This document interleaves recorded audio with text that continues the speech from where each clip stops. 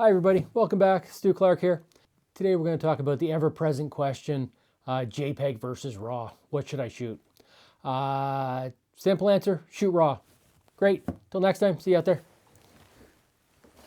Just kidding. Okay.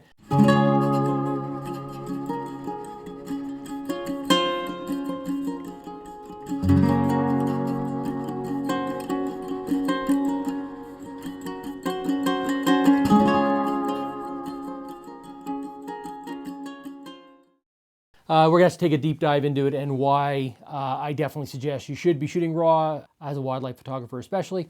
JPEG definitely has some benefits, family vacations, you're out and about, for sure. JPEGs are easy, they're quick, they're small files, you can fit tons of them on a memory card. But RAW really has its advantages, and there's a lot of reasons for shooting RAW that go far beyond just image quality. So if you're not familiar, so a JPEG essentially it utilizes the in-camera settings. So with the JPEG, you can basically set it up where you've got your sharpness, your saturation, your white balance, everything gets actually basically baked into the file, and it's then saved into the file. So what happens is when you open it up in adjustment software later on, those settings have been applied to the actual file. So it limits you in your adjustability and what you can do after the fact. So you really need to get your in-camera settings nailed. You know, if you're a sports photographer, event shooter where you're going to be taking potentially thousands of photos and it's a one-off, once the event's over, you don't really have a use for those photos beyond selling them immediately after.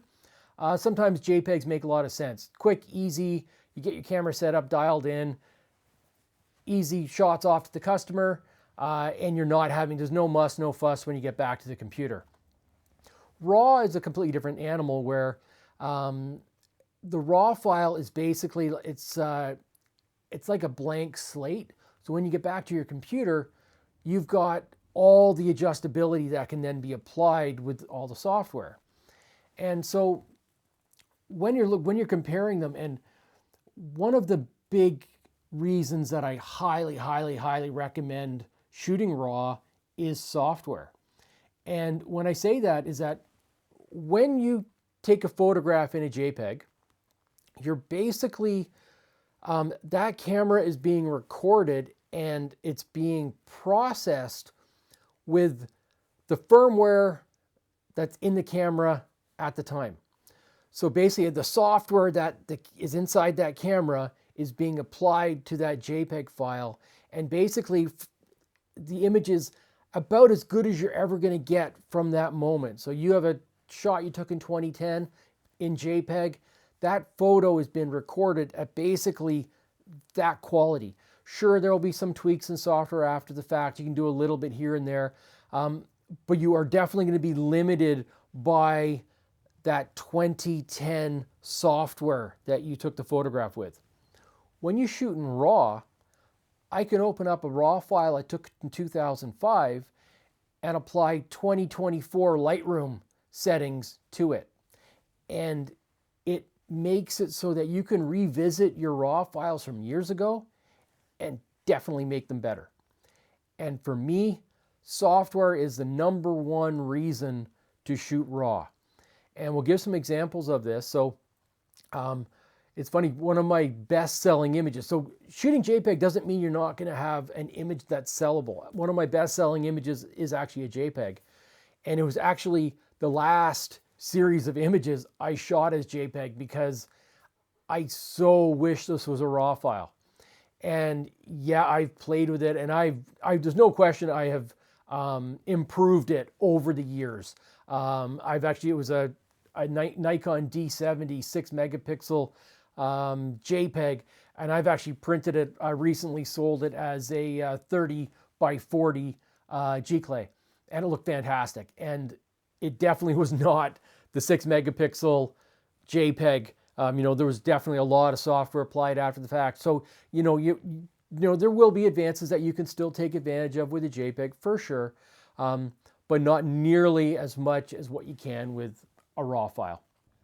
Just to give you an example here, this is the latest update I did.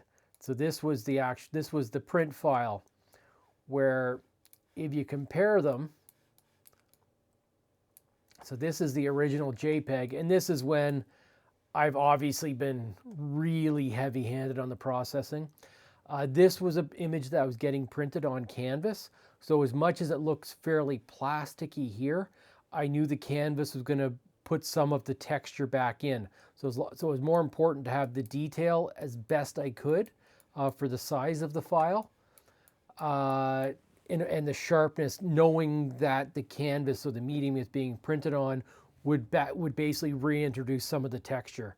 This wouldn't be the edit I would use if I was printing on glossy photo paper, for example. But yeah, so this is a file that, so where the JPEG versus RAW really comes in is the clipping of the whites here. So if this had been photographed in RAW, I'd probably have a lot more detail in the highlight areas here where they're just blown, and as subsequent saves you end up where there's just no detail in the whites there. They're basically gone, unfortunately.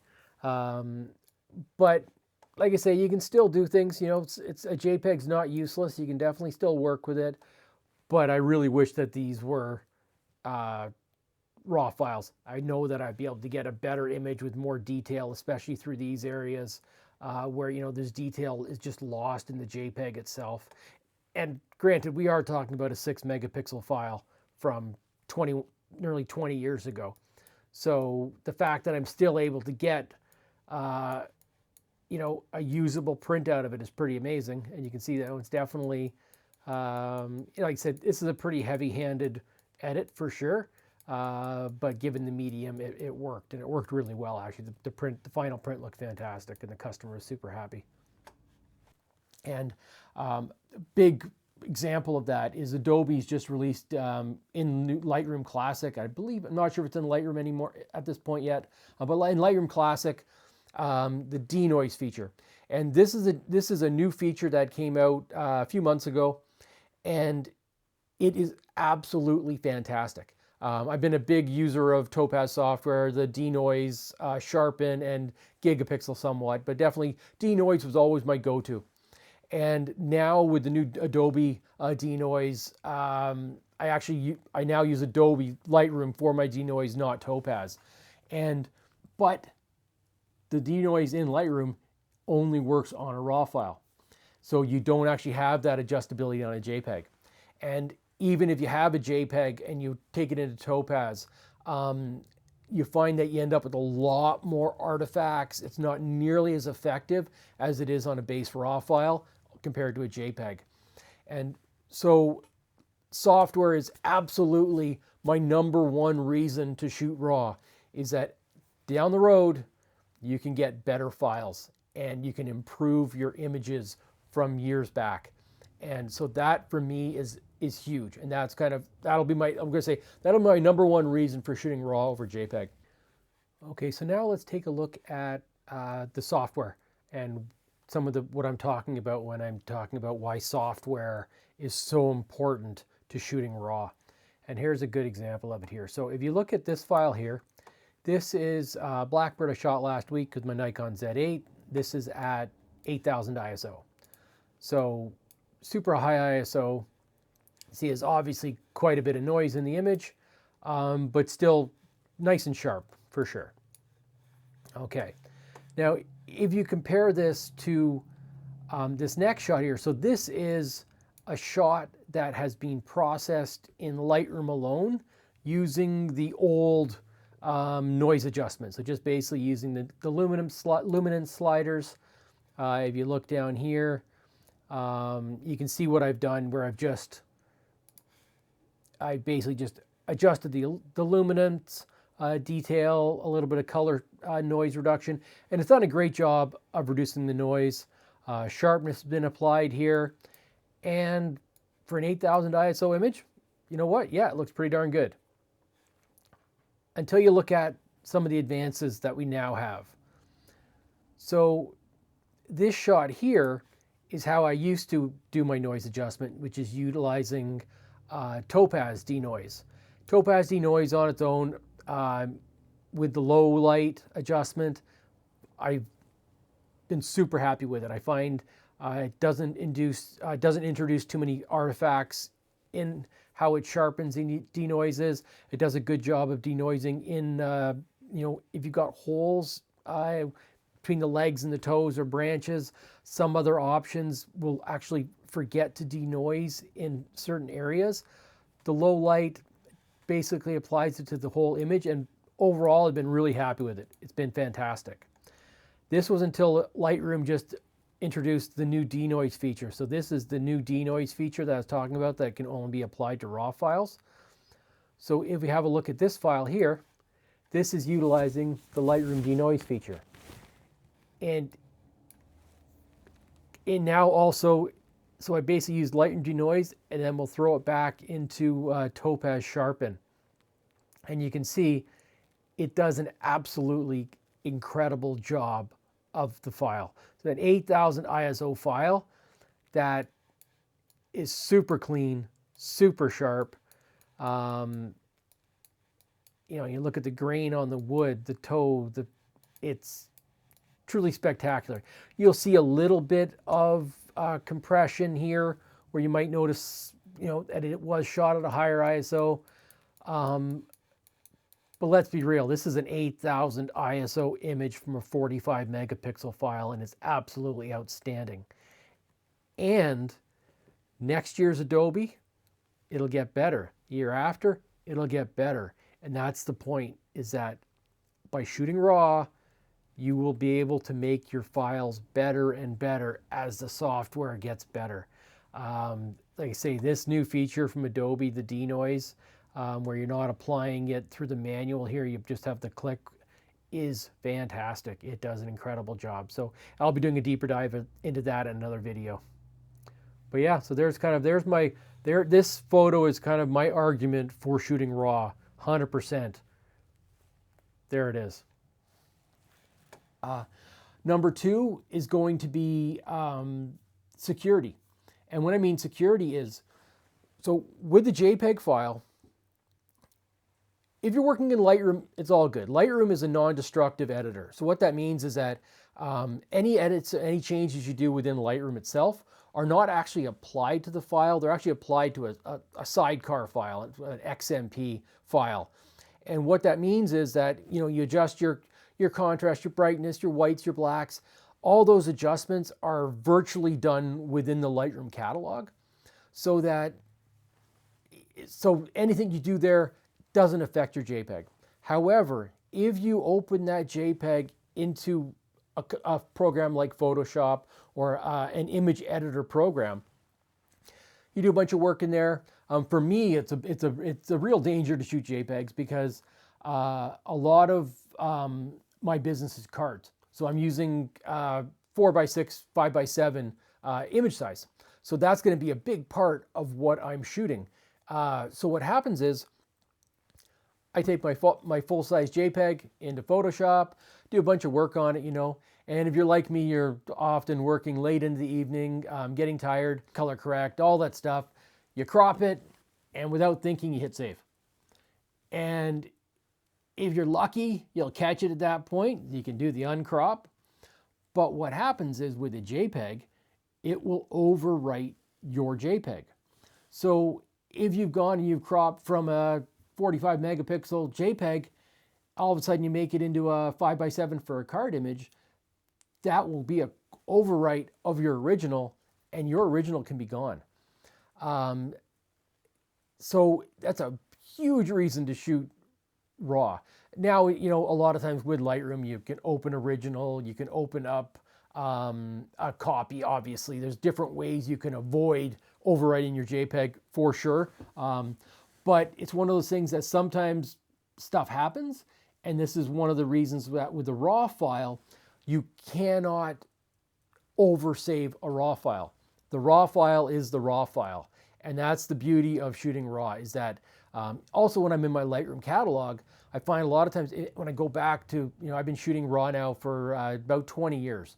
But if I go back to some of the older images that are JPEGs, it's really difficult to figure out which one's the original file. I've got, different card sizes. I have 18 by 12 prints, different things I've saved over the, back in the day. Except it's not I tend to save things as TIFFs and different formats nowadays. But back then, a lot of the files that were getting printed were printed as JPEGs. So it's actually really difficult to go back and figure out which was the original.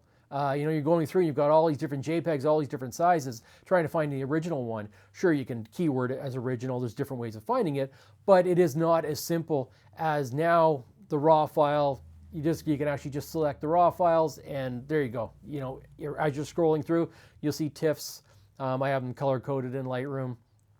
So it's simple right away to pick out the raw file and know that's my original. You can reset it to the original, no settings applied. If there's a big update in Adobe or Topaz, you can actually review that entire image from scratch, basically the day it was shot. You can then go through and apply all of the latest and greatest software advances to that image. So like I say, so security is going to be number 2, is that you can prevent the overwriting of the original file. You can never overwrite a raw file, and a JPEG you can. And that's kind of one of those situations where, like I say, it's a big reason. You definitely want to, where raw makes sense for me. Okay, so now let's take a look at arguably one of my best-selling images of this great blue heron here. So one of the issues when you're shooting JPEG we're talking about is all the blue images here are JPEGs.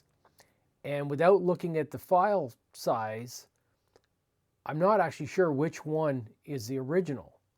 And I've got 1, 2, 3. I've got 3 that it could be, because this was a 6 megapixel, so I'm not sure if it's this one. If it's this one.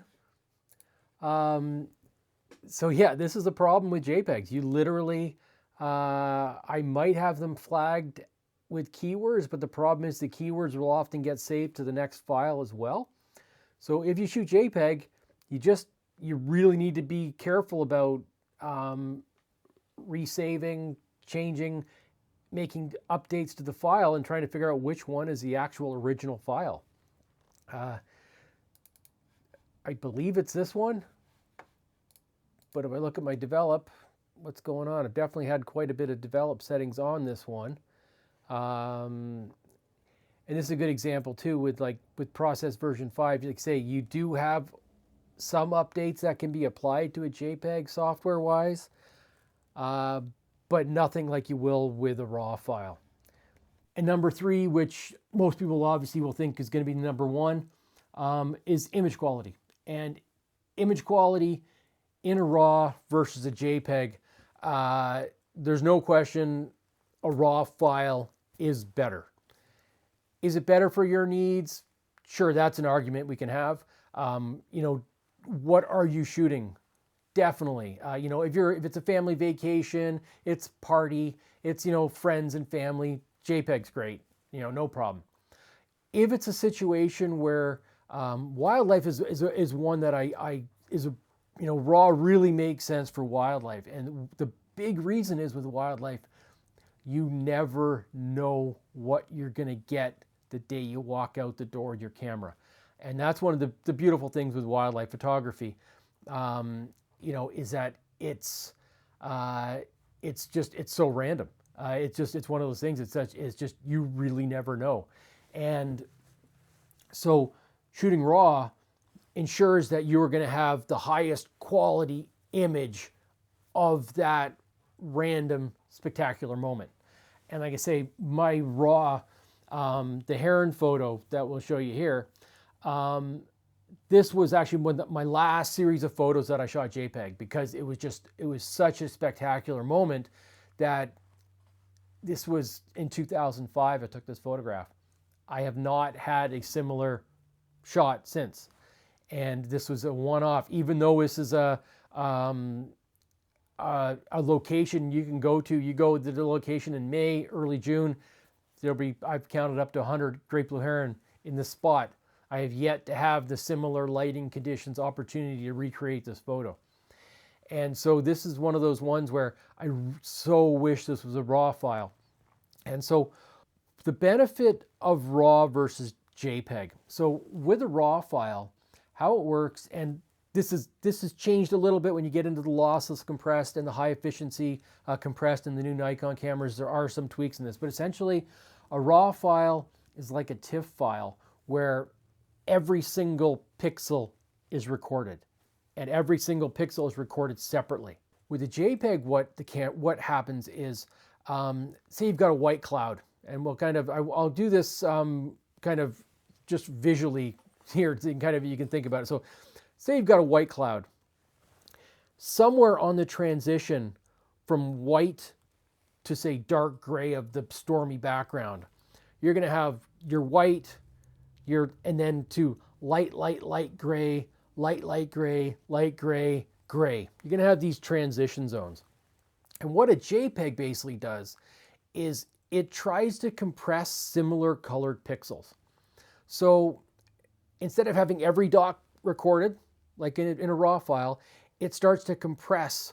So you end up where you get the transition of the white to the light gray, it might say they're close enough that it combines them.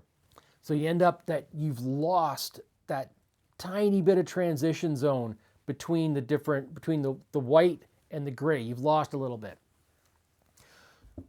This is also going to depend on the quality of the JPEG. So if you're in a JPEG quality 8, you're going to end up losing 3 zones of white to light gray. In a JPEG quality 12, that was kind of a number of years ago now. It used to be JPEG 10 used to be the highest quality, and they changed it to 12. So 12 will be a little bit less. So you might only lose 1 pixel of adjustment there. Problem again, when you open that JPEG in Photoshop, you save that JPEG in Photoshop. Every time a JPEG is resaved, it gets recompressed. So what happens is every time you do that, you lose a couple more pixels. You lose a couple more pixels. So you lose some of that transition zone every time you open it and then resave it. Again, this is not implied in Lightroom. This is not a problem in Lightroom, but every time you open it in editing software and resave it, this is what happens. So effectively, the JPEG file, open, close, open, close, open, close, especially if you save it each time, you're effectively losing data every single time. JPEGs also, because of that, then you will lose some of the editing ability of that transition zone. So you end up where you might clip some of the whites, and you start to clip different parts of the image, and you start to lose the option of being able to pull detail out of it, whether you need to darken the brights or brighten the shadows. You're going to lose some of that ability. This is even more so if you've applied sharpening in file, in camera. So you've applied sharpening in camera. If you've cooked the file a little bit too hard, so you shot in Vivid, for example, or you shot with settings that were not ideal for the situation in camera in JPEG, you're going to lose some of that editing possibilities down the road. Where, because of that RAW file records every single pixel, you can pull and push, and you have a lot more availability in your processing to be able to kind of just tweak things a little bit more. And that's really, really important with a RAW file. So now with cameras like the Nikon Z8 now has so lossless compressed RAW. So it's now starting to do some of that compression where you got your white to the light gray. But what it means by lossless, it doesn't clip one color to the next, where a JPEG will clip that a little bit more aggressively. And so lossless compressed means that it is compressing the file where it can, but it's going to only compress like colored pixels. There's not going to be any crossover from white to light gray. It will keep those pixels separate and recorded separately. So you will see there will be a little bit of compression now. High efficiency RAW compression is the latest thing on the Nikon Z8. It's actually a feature that I now utilize for my wildlife, for my my running gun, because you don't run into the buffer issues with it as much. It makes for a smaller file size.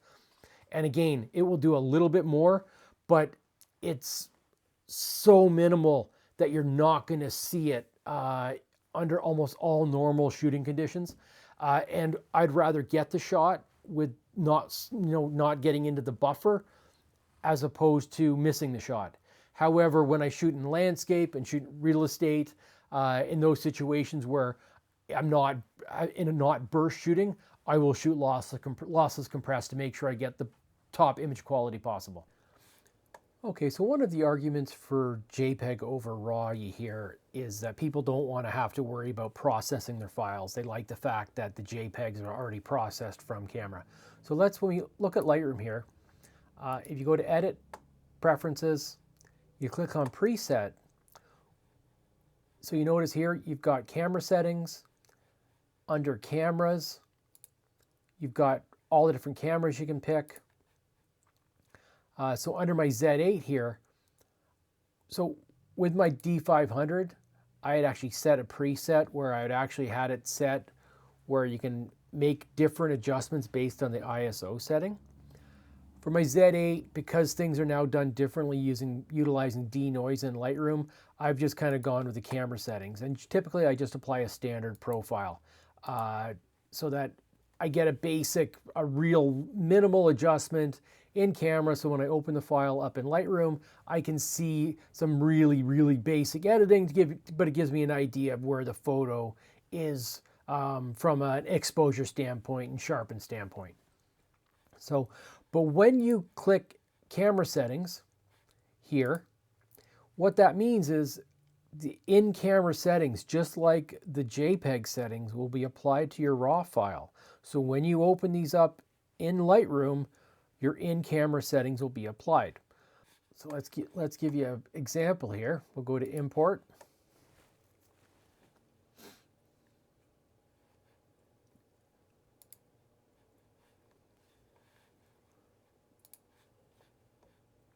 So this file here just has the basic standard import adjustments on it.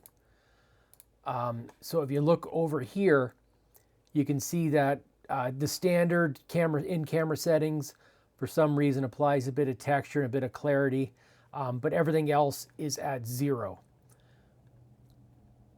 So like I said, so the +8 for texture and +4 for clarity are your standard preset settings that the Nikon Z8 applies to a standard file. Now, if you go down here, I basically have spiked everything in camera. So you can see how much more vibrant it is. It's much, much greener file, much brighter color. And if you look over here, you can see how it's applied saturation, more clarity, more texture. It's also then applied a bunch of sharpening down below here as well. So the argument of JPEG versus RAW, I don't want to do any editing, is basically mute, because you can make it so that all of the edits that you would apply to a JPEG file can now be applied to your RAW file. Would I use this myself? No. I want to see otherwise every time I'd come into Lightroom and I want to make an adjustment on the file, I'd have to re-zero everything. So it's not ideal. It's not the way I'd personally set it up. And there's arguments about autofocus and different things might possibly being affected, possibly some speed being affected when you apply all these presets in camera. But just to show you here, it can be done. So basically, Lightroom versus JPEG, having to process versus not, is basically a moot point at this stage. So you do have the option of having your RAW files be processed just like a JPEG file in camera once they're imported into Lightroom. So here's an example of JPEG versus RAW and one of the issues with the JPEG file. So this is just a standard profile.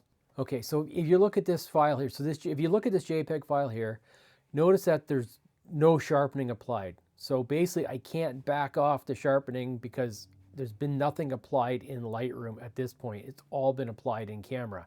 You see everything at 0. So what that means is it's difficult to go backwards. So if you look at this file here, you do have to zoom in a lot, granted, so if you look at 100%, it might look fine. But you need to zoom in to about 300%. And you can see that the sharpening, it's being quite over sharpened. You can see it's quite sharp and not ideal if you wanted to make some adjustments to it. Now, if you compare it to the raw file beside it here,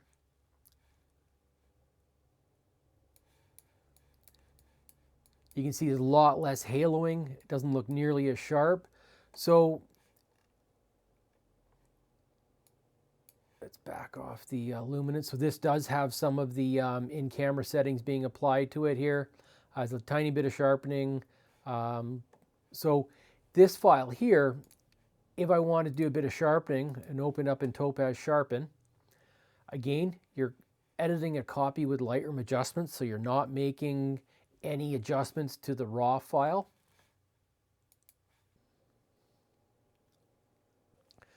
So a file like this, I'd probably go too soft, very noisy. Let's zoom right into 300%, so we're looking our 200% here.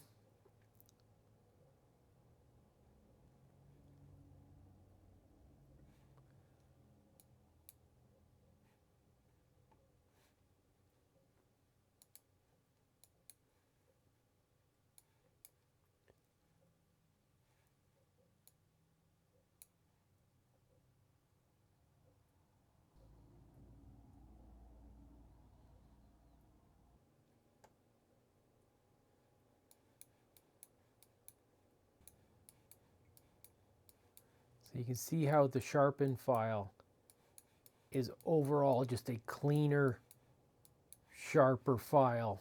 Let's see if we can find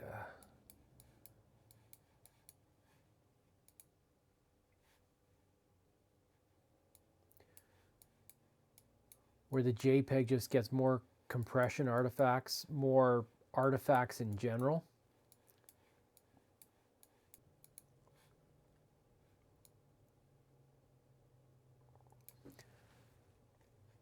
So you can see without a doubt, you can see there's more detail where this is definitely lost detail here. You can just see it's a cleaner file all around.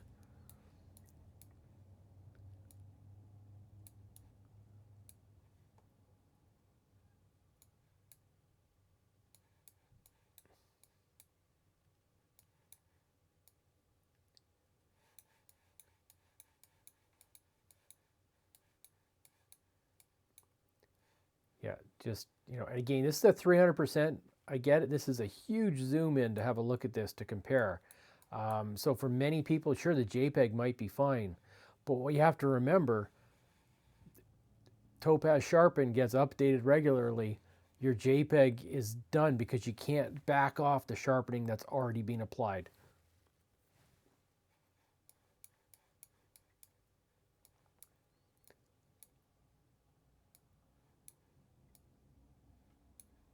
Well, thanks for joining me today. Hope you got some good information out of that.